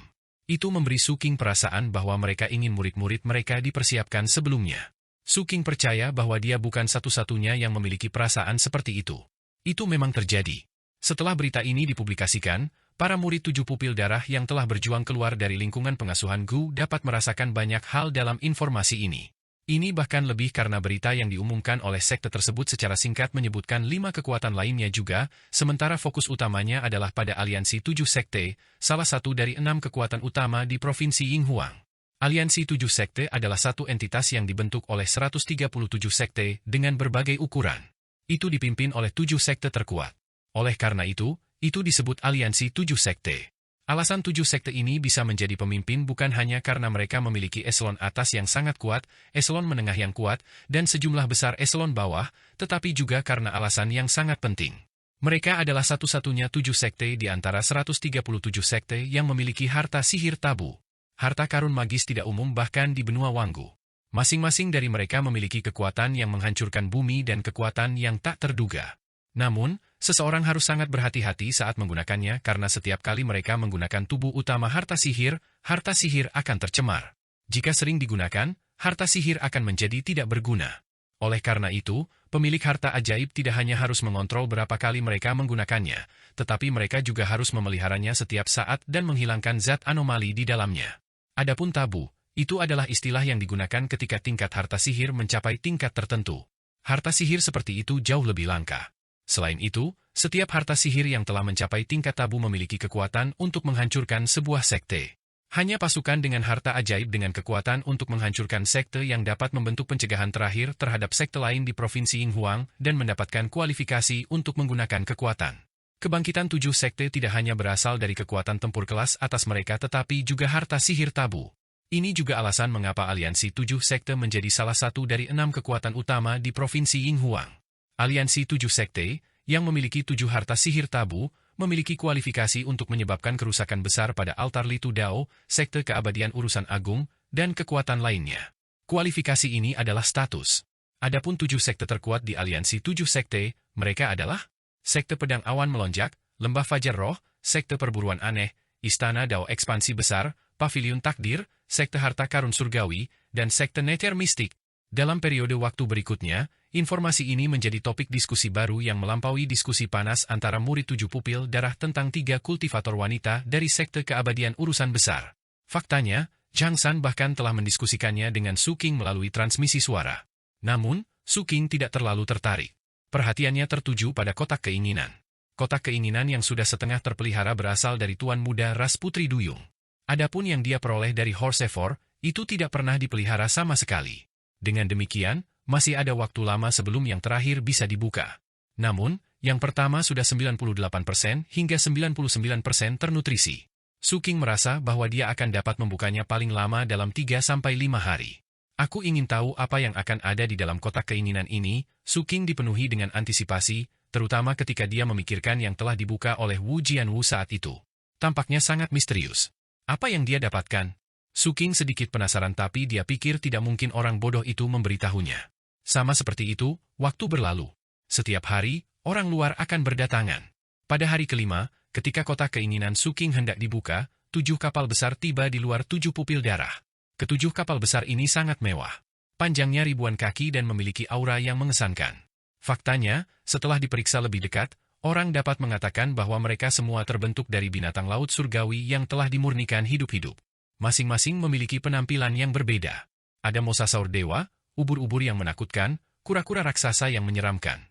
Bahkan ada naga bersisik hitam bercakar 3. Penampilan mereka menimbulkan badai yang menyapu pelabuhan 7 pupil darah, menyebabkan perahu yang tak terhitung jumlahnya bergoyang dan laut bergolak, seolah-olah akan membentuk tsunami. Mereka megah dan mengerikan. Di tengah gemuruh, mereka menerobos laut dan tiba. Mereka bahkan mengabaikan susunan pelindung 7 pupil darah dan bergegas ke pelabuhan. Yang sangat mengejutkan adalah susunan 7 pupil darah benar-benar kehilangan efeknya pada mereka. Seolah-olah dalam penilaian formasi susunan 7 pupil darah, para pembudidaya yang datang memiliki otoritas yang lebih tinggi. Pada hari ini, untuk pertama kalinya selama bertahun-tahun, murid 7 pupil darah melihat seseorang bergegas masuk tanpa memberitahu sekte tersebut. Sekte itu juga mempertahankan kesunyian yang langka. 7 kapal besar memasuki 7 pelabuhan. Orang-orang yang turun dari 6 dari 7 kapal semuanya memancarkan cahaya tanpa batas, seolah-olah mereka bisa menggantikan kecemerlangan langit. Ini adalah kapal dari aliansi 7 sekte. Orang-orang yang turun dari mereka adalah utusan dari 7 sekte yang datang mengunjungi 7 pupil darah. Mereka juga berbagai surga yang dipilih dari generasi ke-7 sekte ini. Ada pria dan wanita di antara mereka, dan tidak ada yang tua. Pakaian mereka mewah dan luar biasa, dan aura mereka tak tertandingi. Semuanya memancarkan cahaya yang menyilaukan dan aura mereka memancarkan kekuatan yang tak tertandingi. Yang mengejutkan, mereka semua memiliki 4 api kehidupan. Mereka semua memiliki 120 lubang sihir terbuka di tubuh mereka yang seperti bintang yang bersinar, menyebabkan semua orang yang melihatnya merasakan hati mereka bergetar. Tidak dapat dihindari bagi para pengamat untuk merasa rendah diri. Mereka seperti anak dewa sejati yang telah turun ke dunia fana. Ke-6 orang yang turun dari 6 kapal besar sudah menjadi jenius yang luar biasa. Namun, setelah mereka berjalan keluar, mereka semua melihat ke arah naga besar bersisik hitam bercakar 3. Naga bersisik hitam bercakar 3 meraung ke langit. Saat suaranya bergemuruh ke segala arah seperti guntur, kepalanya dengan lembut mendarat dan menyentuh tanah pelabuhan, membuka celah di antara alisnya. Seorang pemuda mengenakan jubah kekaisaran emas dengan selempang sutra emas di pinggang dan mahkota berlapis emas giok di kepalanya dengan rambut hitam diikat di dalamnya berjalan keluar dari celah selangkah demi selangkah dengan kemegahan yang tak ada habisnya. Tubuh ramping sosok ini lurus dan wajahnya yang tenang mengungkapkan bangsawan bawaan. Ketika dia berjalan keluar, 6 surga yang dipilih yang seperti anak-anak dewa menundukkan kepala kepadanya. Seolah-olah dia berada di luar jangkauan mereka. Saat dia berjalan, cahaya pelangi berubah menjadi kanopi di atas kepalanya dan suara desingan angin terdengar di sekelilingnya. Kanopi ini sebenarnya adalah lentera lagu angin pelangi. Lentera ini sangat gemerlap dengan cahaya pelangi dan memancarkan kekuatan mengerikan yang mengguncang sekeliling. Itu menyebabkan gelombang mengejutkan di hati penonton yang tak terhitung jumlahnya. Lentera hidup! Seseorang berseru. Detik berikutnya, lebih banyak orang berseru dan suaranya terus menyebar, menjadi semakin intens. Lentera lagu angin pelangi itu tidak lain adalah lentera kehidupan legendaris. Adapun pemuda dengan lentera kehidupan ini, dia telah membuka 120 lubang sihir. Ada juga bayangan burung aneh dengan tubuh hijau dan ekor merah di belakangnya, memancarkan rasa tertekan. Itu adalah hantu seni kultivasi tingkat kaisar. Semua ini berkumpul menjadi aura yang menghancurkan bumi. Ditambah dengan kekuatan lentera kehidupan, itu benar-benar menunjukkan tanda-tanda menekan semua pilihan surga. Orang ini tidak lain adalah surga nomor 1 yang dipilih dari generasi aliansi 7 sekte ini, Chu Shengyun dari sekte pedang awan melonjak. Meskipun dia tidak berada di ranah inti emas, dia bisa menang melawan inti emas. Oleh karena itu, kakeknya, leluhur sekte pedang awan melonjak, memberinya gelar Dao Bintang Suci. Dia adalah yang pertama dari urutan sekte pedang awan melonjak dan harapan besar telah ditempatkan padanya untuk berjalan di jalur penguasa dan penguasa kuno 1. Dia memiliki status yang sangat tinggi di aliansi 7 sekte juga. Dia adalah seorang jenius tiada tara yang diasuh oleh aliansi 7 sekte untuk menyamai Dao Children dari 5 kekuatan lainnya. Dia juga satu-satunya kultivator di antara murid-murid aliansi 7 sekte yang tak terhitung jumlahnya yang memiliki lentera kehidupan dan seni kultivasi tingkat kaisar pada saat yang sama. Orang ini tidak hanya memiliki aura yang luar biasa, tetapi penampilannya juga luar biasa. Wajahnya yang putih dan terpahat menunjukkan ketajaman dan tampak seperti semua orang di bawahnya. Penampilannya sebenarnya bisa dibandingkan dengan Suking. Namun, dia memandang orang lain dengan acuh tak acuh, seolah mereka semua adalah semut. Ini berbeda dari Suking. Suking setenang danau tua. Ketika dia melihat orang, dia hanya melihat leher mereka. Tsunami dan tekanan yang dibentuk kapal menyapu pelabuhan, menyebabkan gelombang di permukaan pelabuhan 176 tempat Su King berada. Ini menyebabkan Su King, yang merawat kotak keinginan, sedikit mengernyit. Dia merasakan tekanan di luar dan berdiri. Dia keluar dari kabin dan melihat ke arah pelabuhan pertama di kejauhan. Dengan kultivasinya, dia dapat dengan jelas melihat orang-orang pilihan surga yang telah tiba. Dia juga melihat pilihan surga yang agung ini yang seluruh tubuhnya bersinar dengan cahaya. Dia juga melihat lentera lagu angin pelangi di atas kepalanya dan burung aneh dengan tubuh hijau dan ekor merah. Saat dia melihat lentera lagu angin pelangi, pikiran Su King bergetar hebat dan kilatan yang dalam muncul di matanya. Ketika dia melihat burung aneh dengan tubuh hijau dan ekor merah, tato totemik gagak emas di punggungnya memancarkan niat membara, seolah ingin memanifestasikan dan menekan burung aneh itu. Untuk dapat menyebabkan gagak emas bereaksi seperti itu, Su King segera mengerti bahwa hantu burung aneh itu juga harus menjadi seni kultivasi tingkat kaisar. Ini adalah pertama kalinya Su King melihat seseorang dengan lentera kehidupan dan seni kultivasi tingkat kaisar seperti dia. Su King melirik dalam-dalam sebelum menarik pandangannya dan memasuki kabin. Su King tidak peduli siapa pihak lain atau bagaimana semua perhatian tampaknya tertuju padanya. Dia hanya akan mengingat yang terakhir jika yang terakhir menunjukkan niat membunuh padanya. Segala sesuatu yang terjadi di dunia luar tidak sepenting kotak harapan. Su King duduk dan menundukkan kepalanya untuk melihat bongkahan logam di depannya. Napasnya menjadi sedikit tergesa-gesa dan antisipasi yang kuat muncul di matanya.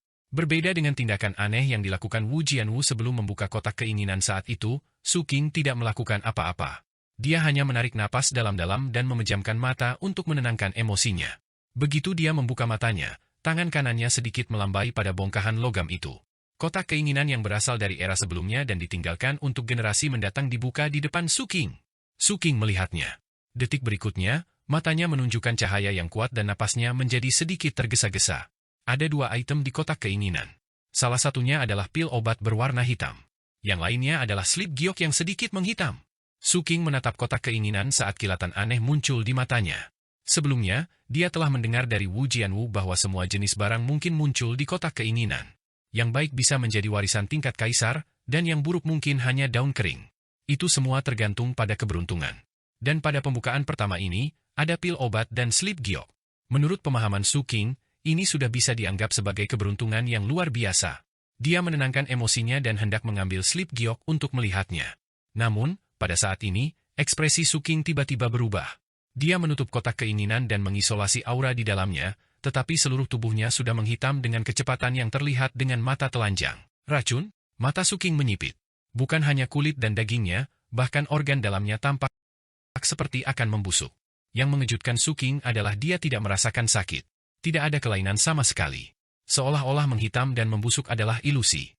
Nyatanya, bahkan insting dan kekuatan sihir di tubuhnya tidak merasakan apapun.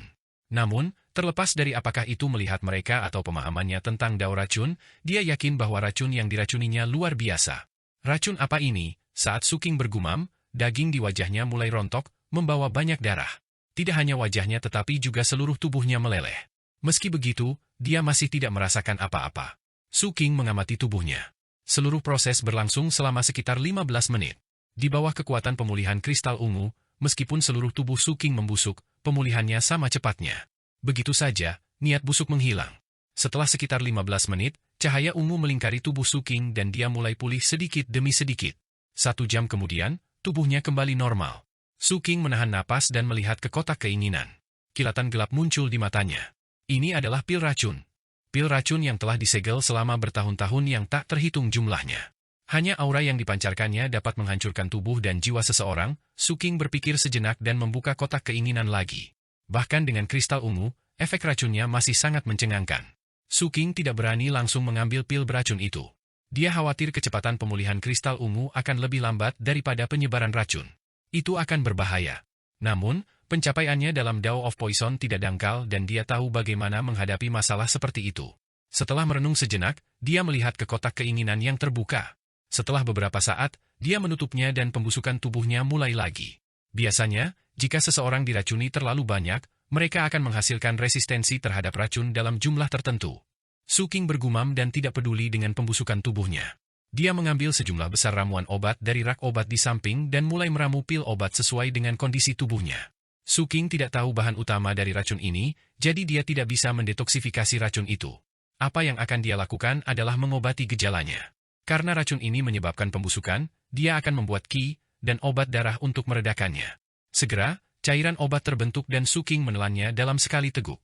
Setelah gelombang racun ini menghilang, dia mengulangi hal yang sama dan membuka kotak keinginan. Dia melanjutkan ini sampai subuh ketika tubuhnya akhirnya menghasilkan resistensi terhadap racun. Baru pada saat itulah dia memakai sarung tangannya dan dengan hati-hati mengeluarkan slip batu giok. Dia memasukkan kekuatan sihirnya ke dalamnya. Sebuah suara kuno yang membawa kelemahan bergema di benak Suking. Apakah Dao Agung itu? Semua 3000 Great Dao dapat mengarah pada pendewaan. Apakah ada racun Dao di antara mereka? Orang-orang di dunia meremehkan kejahatan dan racun. Bisakah metode yang tidak ortodoks seperti itu membawa seseorang menuju kehebatan? Aku juga pernah berpikir begitu. Saya menolak seni racun sampai saya membunuh seorang bukan manusia yang keluar dari alam surgawi suatu hari. Kekuatan tempur kultivator ini mencengangkan dan Dao yang dia kembangkan sangat menyeramkan. Sebelum dia meninggal, dia menatapku dengan tatapan kejam, menyebabkan kultivasiku jatuh dari hari ke hari. 10 hari kemudian, saya berubah menjadi manusia fana dan mengalami 60 tahun rasa sakit dan siksaan di dunia fana. Saya menggunakan harta yang tak terhitung jumlahnya sebelum akhirnya mendapatkan hidup saya kembali. Saya juga memurnikan racun ini dari tubuh saya dan mengubahnya menjadi pil. Sejak saat itu, saya mempelajari pil ini sampai malapetaka turun. Saya tidak berhasil dalam penelitian saya dan meninggalkannya untuk generasi selanjutnya. Pil ini adalah racun dan juga pembatasan. Jika kultivator tingkat tinggi mendapatkannya, jangan gunakan sendiri, jika tidak, Anda akan diserahkan ke hukuman kekal dan kematian. Penggarap inti emas Istana Surgawi tingkat rendah dapat menggunakan pil racun ini untuk menggantikan inti emas di Istana Surgawi mereka untuk menjadi pembudidaya racun yang berjalan di jalur yang berbeda dari yang lain. Hanya dengan begitu jiwa mereka dapat diubah dan berjalan di jalur pil pembatasan ini. Menurut kesimpulan saya, di jalur pil pembatasan, seseorang dapat menggunakan racun untuk mengguncang dunia dan pembatasan untuk menghancurkan segala usia. Ini adalah metode alam surgawi yang menakutkan dan tidak dapat diprediksi. Pada akhirnya, alam surgawi menjadi musuh besar semua ras. Pikiran Suking sangat kacau saat dia menatap batu giok itu. Saat ini, tubuhnya sekali lagi menunjukkan tanda-tanda membusuk. Dia memejamkan mata dan diam-diam mengingat isi slip giok. Kristal ungu itu juga berkedip-kedip, menahan racun di tubuhnya. Begitu saja, siang berlalu dan malam tiba. Saat bulan terang menggantung di langit, Suking membuka matanya.